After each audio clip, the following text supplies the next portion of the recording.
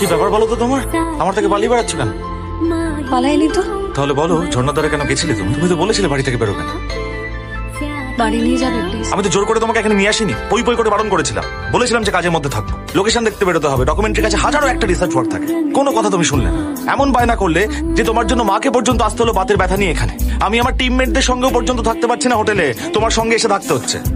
ভুল হয়ে গেছে আমার, ছেলে মানুষই করে ফেলেছি। কিন্তু এবার তো কলকাতা নিয়ে চলো। আমার এখানে একদম এক্স্যাক্টলি এখানে এখানে এসে কি হয়েছে তোমার? প্রথম প্রথম তো ভালো ছিলে তুমি, কি হলো? কেন গেছিলে ওই ঝর্ণায়? ও দ্যাট ইজ দ্য কোয়েশ্চেন। আমার ভীষণ ঠান্ডা লাগছে, আমায় চাদরটা একটু এনে দাও না প্লিজ। প্রত্যেকটা আমায় জানতেই